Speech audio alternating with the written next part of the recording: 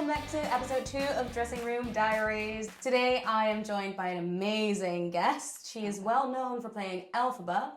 Have you ever heard of it? Big role in Wicked, but also Come From Away and loads of other stuff that we will definitely talk about today. But she's also currently playing Heidi Hansen in the touring production of Dear Evan Hansen. It is none other than Alice Fearn. Hello, welcome to the show. Thank you. Thank you for having me. Oh my god, I'm so excited to have you because, obviously we know each other well now and we talk about loads of different stuff, but sometimes we have really interesting conversations and the cameras aren't on and I'm like, I think we're really smart and people should hear what we say. Do you agree? Right? Well, I mean, we've got opinions, I'd say. If they're right, well. If they're right, who cares? We're just opinionated. 100% true.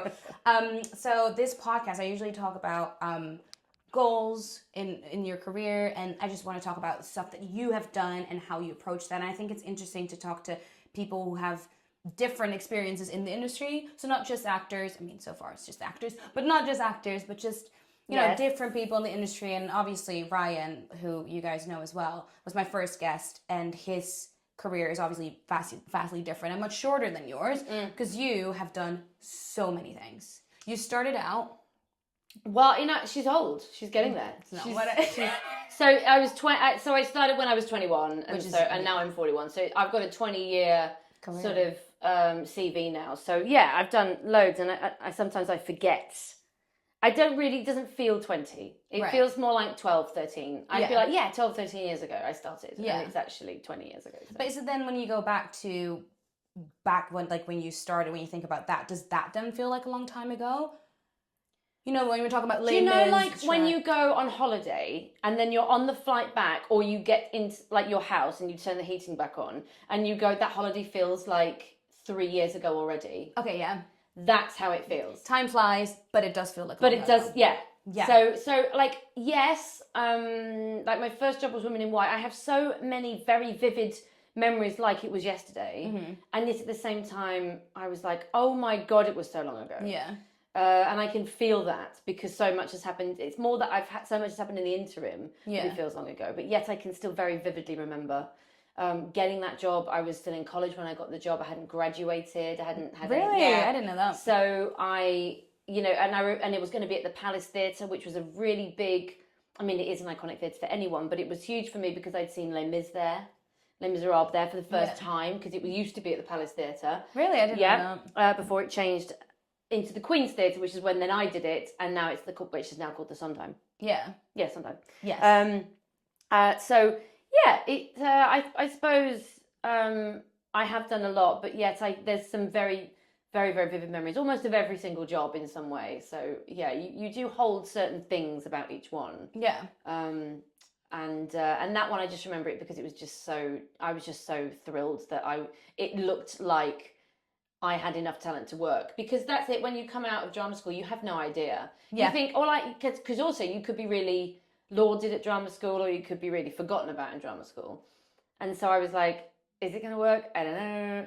Who knows? And then I got to the finals for something and I was like, oh, well, that's promising. And then when you book your first West End job, you're like, oh no, so I must not be terrible. Yeah. It's hard to tell in drama school because some people, and you know this, when you're in drama school, you're like, oh, those are the best people because they are just thriving in drama school. But that doesn't say anything about what happens after. Totally. Drama school is not the real world. Yeah, the industry is much harder, and it can be nastier and bitchier and feel very isolating.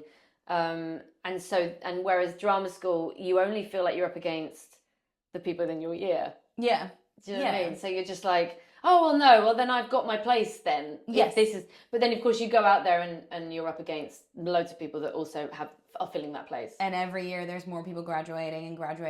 I'm not trying to make it sound like this job is hard, but it is. Like, it is kind of, sometimes people don't realize, and we talked about this a couple days ago, there are more schools now. There's more universities and more and more people graduating. When I went to Mount View, there was like a top 5 and there was nothing really huge, maybe 6.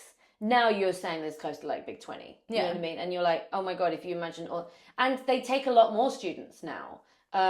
There was 30 people in my year, maybe just less than 30. Right. Whereas like I have taught at some colleges, and I will name none of them, but they have like 80 people in a year. Yeah. So you've got 80. I heard that there's one that's like 200. Yeah.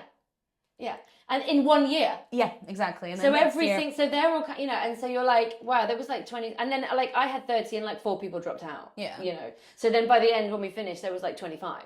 Do you feel like back then when you just graduated, the industry itself, was it smaller and like people knew each other more? Yes, really. I would say it was. It felt smaller. Yeah. There was probably still absolutely loads of people in it, but it doesn't feel like it does now. And I do say this, and I really do mean it, but I don't want people to give up hope. But I am kind of pleased I was then and not now. Yeah. Because I think I would have had to, I don't know if I'd have survived it. It would have been much harder for me now than it was back then, I should say. Yeah.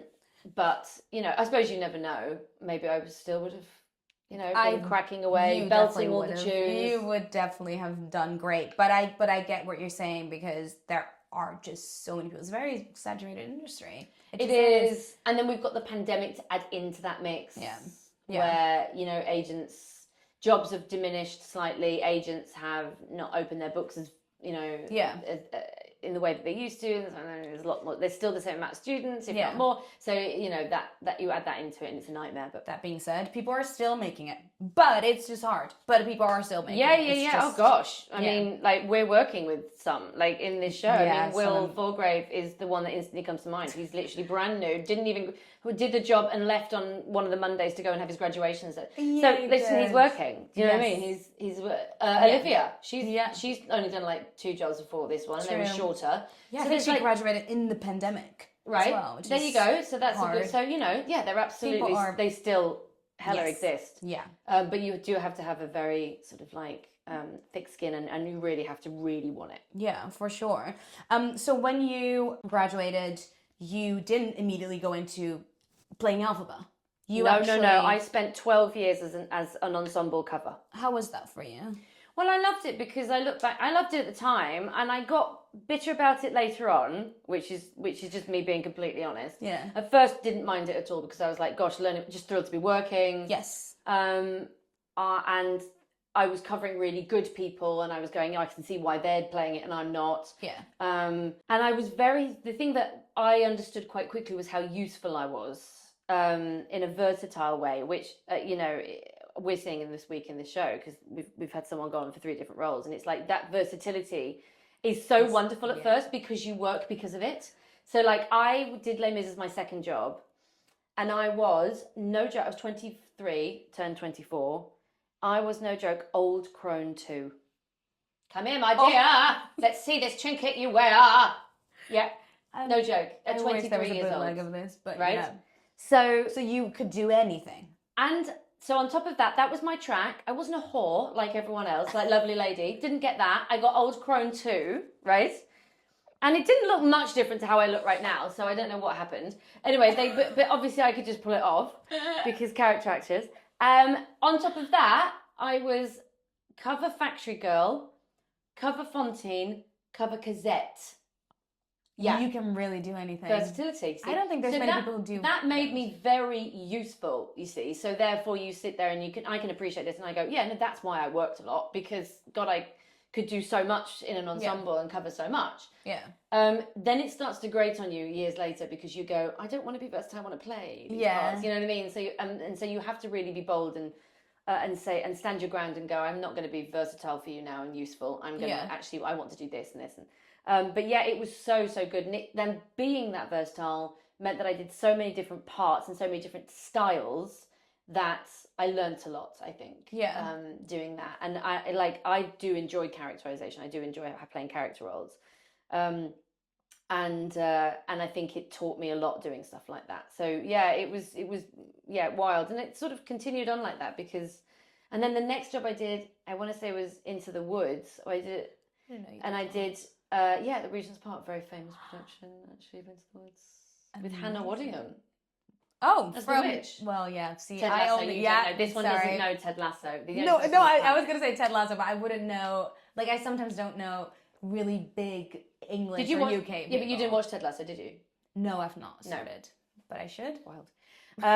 But yeah, so and Hannah was the witch. We had Jenna Russell. That was just an amazing cast, and I was Rapunzel in that, and that was very young. But mind you, in Act 2, it was more characterful. But first, it was just very sort of like me being a droopy soprano. Yeah, you know what I mean. And it was like, gosh, this is so odd because this is so not me. Yeah. And then it was funny. Mel Barry, who I did Les Mis with, and then I later did Wicked with, has always been a very good friend of mine. And I remember her telling me in Les Mis, you'll work in the way that you want to work in your 30s. I went, why do you say that? And she just went, because you've got too old a head, what you do well won't work until you're in your 30s. And I went, oh, okay. And it wasn't until I got my 30s then I started playing leads, and so she was completely and utterly right. Yeah, I've worked with people like that. I'm like, you're covering these roles now, and you're gonna play these roles, but you're just too young right now. Yeah, it just doesn't match. That's so interesting. Do you feel like? Sorry, I don't want to actually harp on about this because I have so much to go through. But do you feel like, as a not just an actor, but just like as a professional, that shaped who you then were as a leading company member? Yes, definitely. Yes. In a professional stance, in sort of like in all my acting styles, in my choices, and also because I was understudy people, you ended up sort of watching those people and go, I wonder why I'm the understudy and they're not. You know, you sort of have that going, is it because I'm not quite right for the role or whatever? And that sometimes is the fact. I mean, Cosette, darling, I was ridiculous. I was so appalling as Cosette. I don't believe that. I was appalling. I looked stupid. Because just in that awful outfit with that curly black wig, it was awful. I looked awful. Because back in the day where they weren't allowed to change that wig, it was a curly black nightmare, right? And I looked stupid in that outfit. But quite literally, the only reason was they were like, well, she is young and she can sing a top C. So give her a second cover of that. She won't go on that much. That'll be enough. So I literally throw it in there now and again. I think I went on like 4 times. Thank goodness, because that was terrible. So going back to the original question, yes, it taught me so much. It taught me what I can and can't do, and just how to behave as well, right? Like I had to learn that. So. We're still learning, telling that. We're still learning, but like I know. No, but that's the thing. Like I not to make this about me, but I started in a very different way here. And I was thrown into this big role. Yeah. I did not know what the rules were or like how to. Whereas now, obviously, after doing it for a couple of years, I know. But I feel like if you have had those, I mean, maybe you don't need 10 years, but like some time to learn the craft, to appreciate what we're doing, then you might not say some insensitive things, which I probably definitely have. You often see, there's this sort of like diva, of idea that can be, I think, universal amongst absolutely anyone that works in theatre as principals. But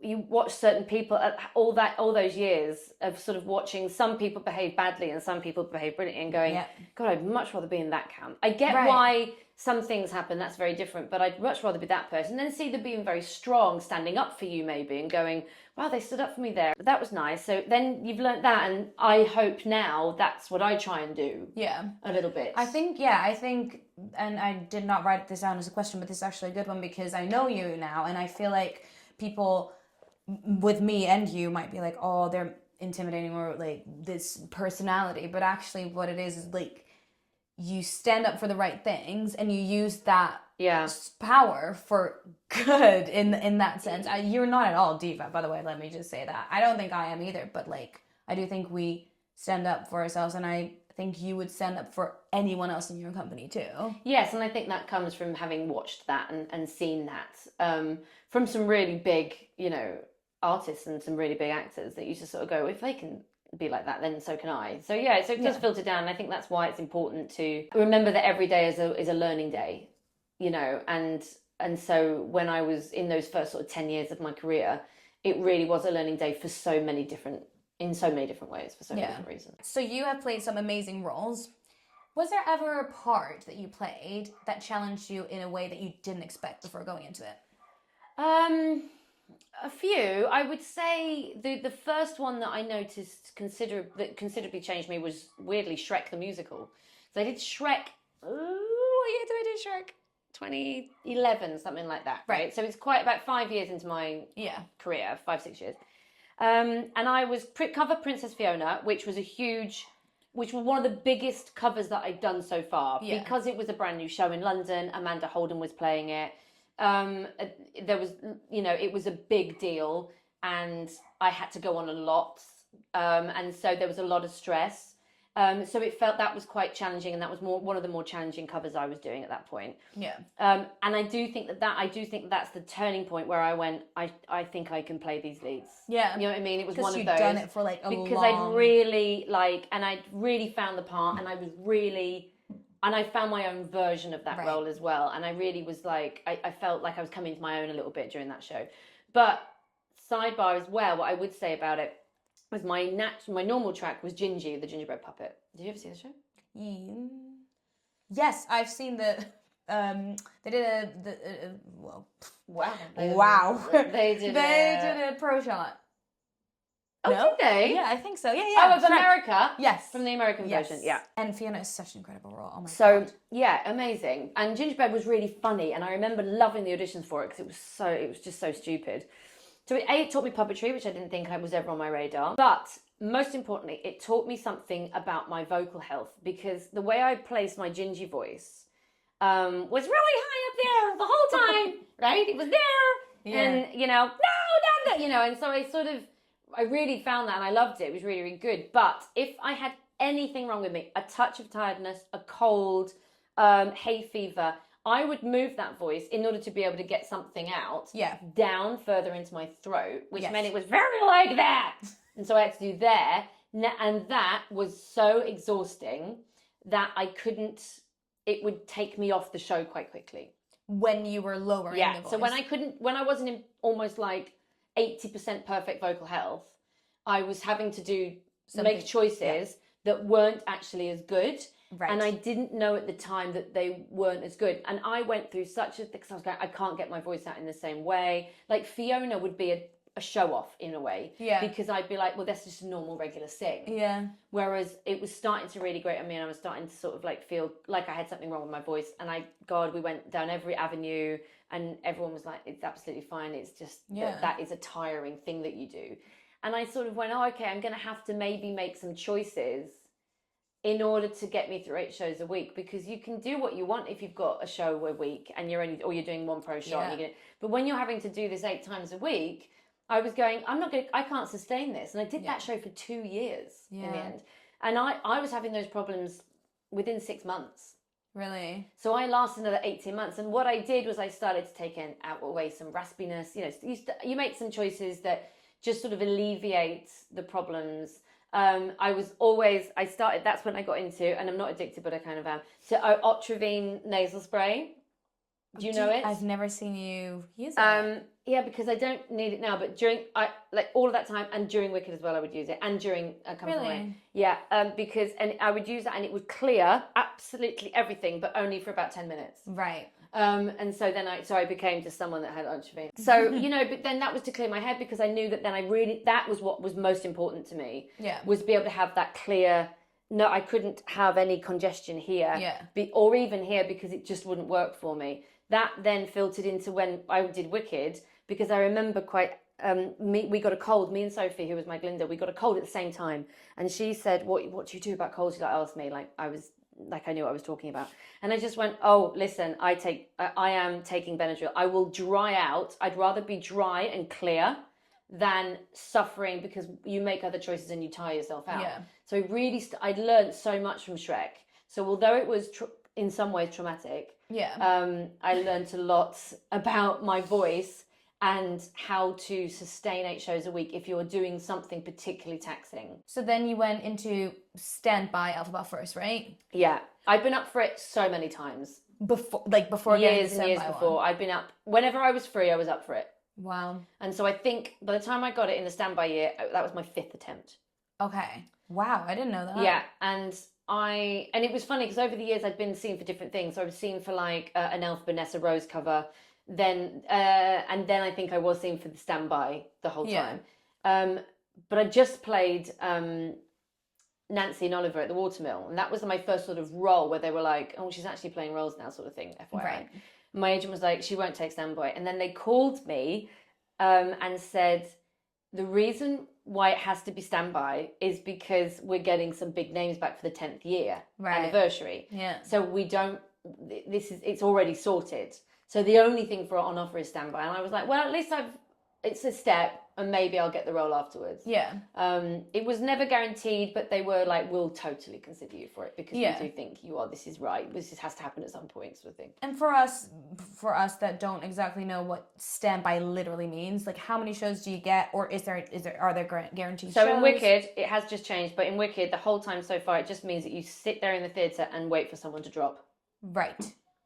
And just Alphabet, and you are then it's just Alphabet, you don't do anything else. So you're the first cover then as well, or is it? Yeah, if you're there, if you're in the building. Okay. So if she were to go, then you can just go and get green straight away, and you'll be on in 10 minutes. Wow. What sometimes happens, I never did this, but they do what they call a witch switch.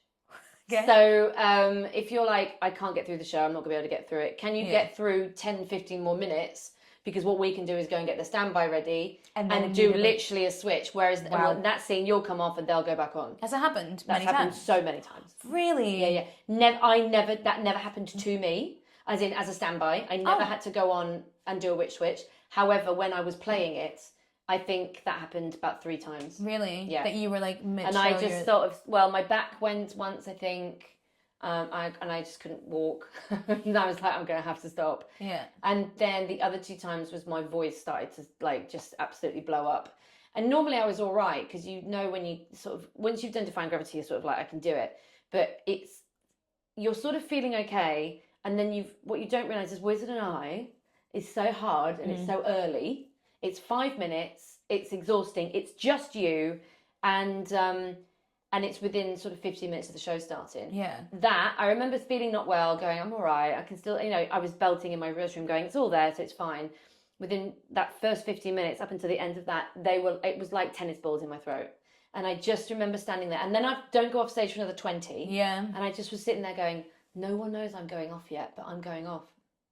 And I just had to wait until I went off to say, I can't possibly When did you tell them? So the next time I went off, which I now can't remember, somewhere. And I went off and I said, there's no way I can do it. And what I said was, there's no way I can sing Defying Gravity. Yeah. So After my cutoff is now if you can get someone on for Defying Gravity in time, which was totally doable because the first half is an hour and 15. So and they were like, can you keep doing the scenes and stuff? I said, no, I can keep going, but it's just that this will not sing. I will not sing another note on this. Yeah. That's big, Yeah. Wow. So it happened a couple of times, but it happens quite a lot because it's the, without doubt, the most demanding role for a woman I think that exists. Definitely top 3. And sometimes you are fine to begin with, and it just and when you're dropping, you drop quick in that show. Yeah, it's not just one big song that you have to get through. It's again and again. You will get again relentless, and then you're running, and like you never don't underestimate that this as long as you're mine is a moment where you get to sit on the floor and you're absolutely thrilled that you're sitting on the floor because you're so tired. But you have just had to go, you've run off that side, stage right, you've gone down a flight of stairs, you've run through Wardrobe Village, and then you've come up that side and come on and walked on. Oh my God. So you're like, before you sit down, and then people don't see that aspect. Yeah. Which is that there's a whole track that you're just absolutely knackered on, that's happening outside. So yeah, it's taxing. So yeah, witch switches happen in there, and I'm glad they do, and I'm glad there was never any. What I loved about Wicked, and I mean this is my experience. I can't obviously say about everyone, but I had such the team that was there, and also my company manager and everyone, and my dresser. If I went, I'm not feeling it. They'd be like, then no problem, you go. Don't worry. There was never a guilt trip or a. Do you think you could maybe do just the rest of the show? Or it was always, we will listen to you. Yeah. And I do think it's a little bit my personality because I was always there at Wicked. Yeah. I would do 4 weeks without a day off, right? I would be able to do 8 shows, 4, and so I was there a lot. So if I then suddenly say, I don't think I'm well enough, I think then they go, wrong. Oh, well then she's wrong. She's not right. Yeah. And they have those contingencies. Wow. Word. in place because it's such a demanding role as well. Yeah. Like there is someone in the building who can do Yeah, your hence track. why that's needed, really. But crazy though. So you've never done a mid-show. So what I've never been off stage, sitting in my dressing room, having to get ready to go on mid-show. So what did you do then? Was it So like you just right sit- before the Yeah, show like you get told in started? the day, or it might be sort of sometimes a bit late, like 5 o'clock after everyone's called in, and then they'll be like, oh no, the voice hasn't warmed up like they wanted it to. Okay. Mostly people would call it, kind of thing if you get up in the morning, if you can do it or not. Yeah. So it's like, or at least by the cut-off time. Sometimes it's illness gets you later in the day, but yeah, it's that really. Because there's this a person, what's her name? Oh my gosh, I forget. Mary, what's her name? Mary J. Blige? No, she played Elphaba on Wicked, like Oh! literally on Broadway, like last. It is Mary Jane, isn't it? Mary. Anyway, you know her from TikTok. She has a great TikTok, and she does a lot of stuff about her Elphaba and how she warms up and how she does everything in the morning and stuff like that. Mary Kate. Mary Kate Space. Mary Space Kate. Mary Space. Yeah. That, yes. Her. Yes. But I know you and I know how you are with your voice. So I went when I saw I always send them to you, but I do.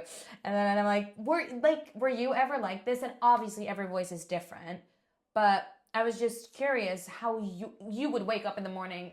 Would your day look like that, or would it be those videos were kind of wild to me because that was absolutely the opposite to what I did on a daily basis. like, okay, yeah, it's there. I'd wake up. My wonderful husband always gets me a cup of tea in the mornings, and I would I'd make sure I get decent sleep.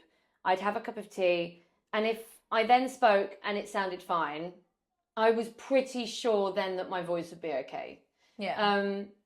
And I did do this thing where, like, I think my husband would go, "Do you feel all right today?" And I'd just be like, "Yeah, that'll come out." Do you know what I mean? And so if that's happening, you're probably going to be able to get to the evening and be right. Yeah. For me, and listen, that's not. I mean, if that's not Mary's process, that's great. And listen, it's how you get through it and how you need to get through it, because, as you say, every voice works differently and every body works differently. Yeah. That would have stressed me out if I did that much work. If that was my day to day, because I did it I was standby and then played it for 2 years, so 3 years of total. If that was my day to day prep of my voice, I would not have survived it, because it's too stressful to me. It's because everything is about getting ready for that show in that evening.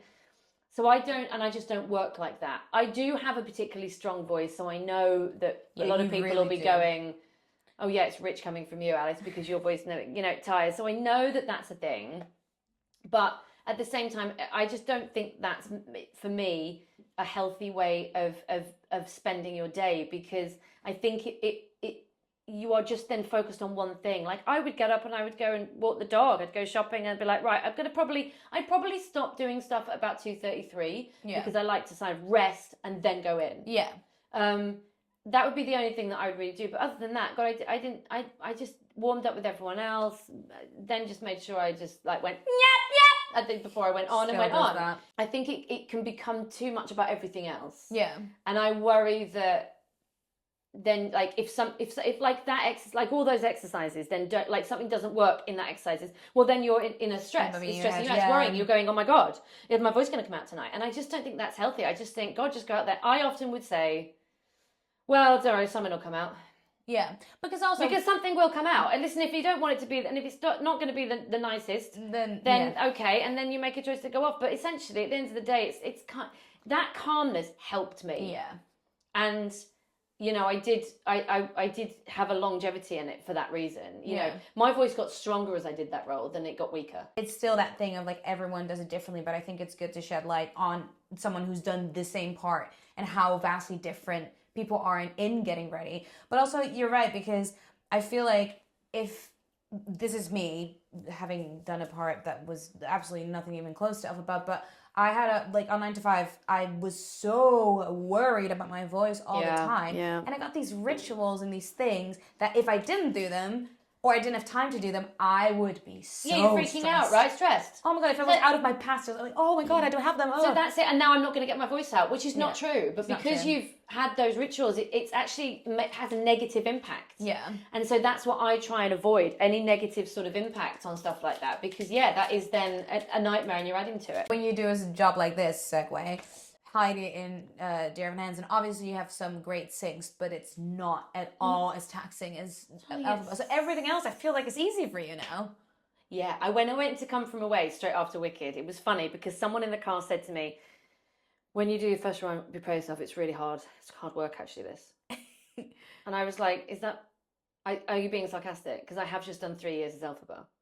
And I was like, and this is just, I'm literally moving a chair and sitting down. Like, that's my whole show. Sitting down in Wicked. Yeah, and so I just went, God, this is bliss. Are you joking? And they're like, yeah, but there's no interval. I just went, brilliant. Oh my God. So by the end, I just get to go home. Like it was so not hard. It was so not hard work, that show. I mean, but again, that's perspective, because maybe someone else had done something that was so much easier. But you came from such a hard part, and then nothing will ever be as hard as that. Yeah. So now it's just like and that's so it's lovely. It's great. It's nice to be in that position. And you love not having an interval. You love going home. You're like ready, go home, get in the car, drive home. I was home by 10 on an evening, 10 p.m. Well, now we're on tour. We're never home. We're never home. This show isn't even down by 10. Oh my God. So Jessica B20. Yeah,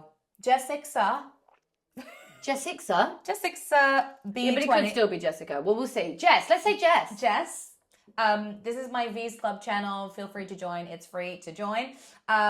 V's Club question time. Does your character / the way you play Heidi change in any way depending on who's playing Evan? Oh, great question. Yes, completely. And I was actually talking to Ryan about it last night because he had Thursday night off for Will, because Will has we have guaranteed shows here. The Covers Hall have guaranteed Ryan's shows. Evan most of the nights, and then Will is... And then Sunny is the alternate and Will is the cover. So he had his guaranteed show on Thursday night and Ryan came to see it.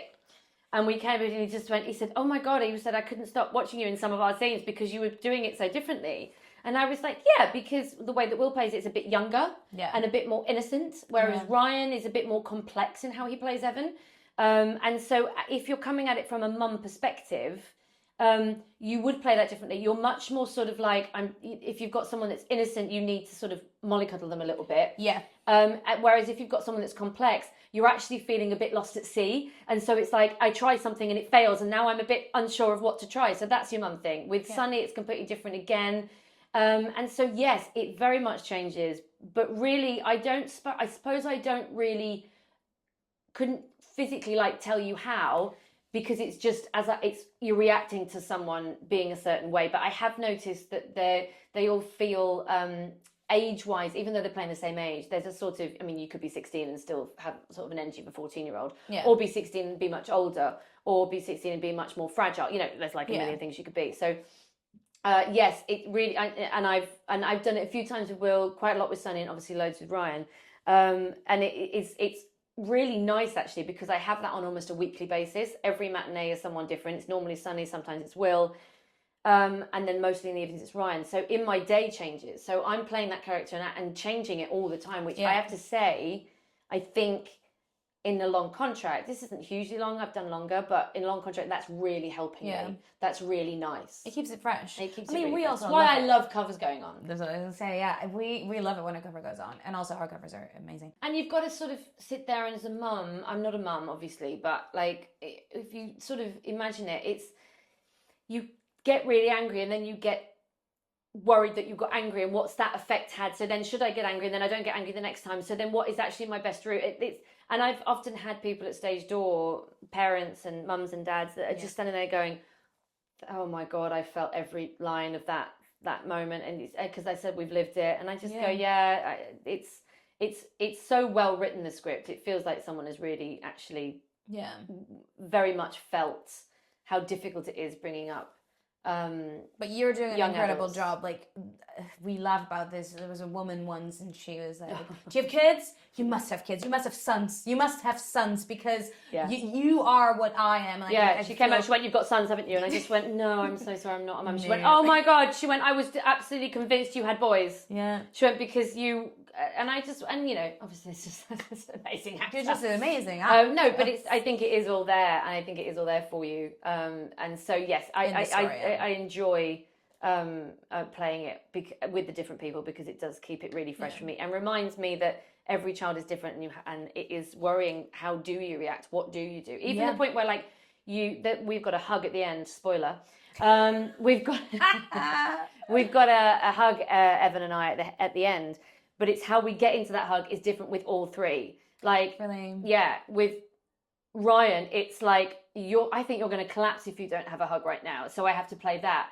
With Sunny, it's like, you're so stupid. Come here. Like, you just need me to. And so it's and you sort of play it sort of differently. And that, so even that tiny incremental moment, the way the energy goes into that hug is very different with all three. And that's just a small like kind of way into thinking about it. But yeah, I love it. God, it's great. How nice. And I'm in my mothering era, so I'm embracing it. Yes. With all the different aspects, with all the different Comment people. down below what mother Alice has to play next. Thank you. Right, so we haven't really talked about career goals and stuff yet, but I'm going to get into it with my 3 questions that I ask every single guest. Okay. So the first one is, in 3 words, what does success mean to you? Oh, no. In 3 words, it's quite difficult. Maybe I shouldn't say that. No, it's okay. Can I just, I'll elongate them, but in a short answer, and then I'm going to explain it. Happiness. So if you're happy doing the job that you're doing, then you are successful. Agreed. If you, like, I always wanted a house and to be comfortable and to be able to support myself in what I love to do. And so that to me is success, because I am supporting myself. And we have a nice life, me and my husband. We go on lots of lovely holidays. You know what I mean? I can support a dog. I feel like I took my mum and dad an amazing holiday for their 50th wedding anniversary. Things like that were me going, God, I can afford that, and I'm not having to rely on anyone else for that. That's all me. Yeah. That was an element of success for me, because I go, no, I feel like I'm living. Yeah. And happy with the life that I've picked, and so that's success. And also I think success, another one is your dreams. Like, I had a dream to be in Les Mis, and I got that as my second job. So that dream had to shift. Yeah. So I had to sort of like change my dream and move my dream. Then I wanted to play leads. Then I wanted, you know what I mean? And so that dream is constantly being sort of like pushed and it's getting a new marker. I think that's success as well, because I'm achieving my dreams. And so therefore those sort of like dreams are Do you feel like you're also stopping and taking a second to reflect on those things? Because I find that often I do this and I achieve something like, oh yeah, next thing. But actually... Yeah, it is hard to do that. And I think sometimes I haven't. I do remember very specifically, before the doors opened for my last Wicked night playing Alphabet, I did say, try and remember every single moment of this. As much as you can. Yeah. Because that was, you know, absolutely a pinnacle moment for me. I remember coming back from the pandemic and doing the first show of Come From Away and saying to myself, don't forget what this will feel like, because we'd had all had a break. We'd all thought theatre was like gone, and you know, we just didn't know when we were coming back. It'd been 18 months. That first night, you know, I just never forget it. I remember I did a really long Instagram story, because I was just like, it's the best night of my life, better than my wedding day, because it was. And I try and remember those. I do try and remember them. Listen, you know, the thing about life is some things you do forget, and you do, and you are always striving, and I do strive to do things and be better and do more stuff. So yes, you can forget to take hold in the moment, but there are very specific ones that I have gone, don't forget this. That's good. And also sometimes you can just reflect on it and be like, oh wow, I'm here now, and that was once my goal. Great, well done. Yeah. Speaking of that, wait, that's not the right thing. And on that, what would your 15-year-old self think of you right now? Oh God, she'd be thrilled. She'd be so thrilled. God, to be doing what I'm doing, it's the ultimate. It's all I ever wanted to do. You know, it wasn't even a dream when I was a kid. I thought I would go into music. I loved musical theatre, but I didn't think I'd be successful in it. And so I never even attempted to do it until it was sort of almost forced upon me in a fantastic way. I don't think she believed her luck, actually. I really don't. I came from Cumbria. No one else sang in my school. It wasn't a school that was about theatre or anything. They were very sporty. I felt very out of place in that sense, because I was not sporty in the slightest. And to be able to be sitting now just knowing, don't worry, darling, you're going to be absolutely fine, and you're going to do it. You're going to smash it. I think, gosh, she better be anyway, or I'll slap her across the face if she's not happy about it. All right, last question. So it's called Dressing Room Diaries. Yep. So what is something that you'd like to see in the diary for next year? This could be a career goal. This could be something you want to do in your private, personal life. What I like so much, well, I'd like to be at home a little bit more than I am right now on this tour. Yes. That's number one. But I think what I like so much about where I'm at now in my career is that I can pick the things that I kind of want to do. I don't have to go, oh, that job's been offered to me, so I'm going to have to do it. Yeah. Which is what I totally did in my 20s. Yeah. Because you just want to continuously work, yes, survive, get a career going and all this and that. Now that's not what it's about. So now I can sit back and I think it's about doing something coming along, and I can't control this. So I hope, my dream would be that something comes along and it's absolutely, Alice just goes, oh my God, that's brilliant. I so want to do that. That's where I want to get to. And if every year is filled with at least one thing that's that, then I'll be happy from now on. I don't need to consistently fill my diary with things and projects. But as long as one comes along and I'm like, oh my God, I'd love to do that, and then it happens. Just something good and fulfilling. Something that I'm just like, oh my God, I've wanted to do that, or or if something like that comes in, I will be happy bunny, no matter how long it lasts. Amazing. That is such a good answer. Thank you so much. You're welcome. You're the best. Thank you all for watching. I hope you liked this episode. If you did, give it a thumbs up and subscribe. And I'll see you guys next time with a new episode. Let me know in the comments who you want to see next. Bye. Bye.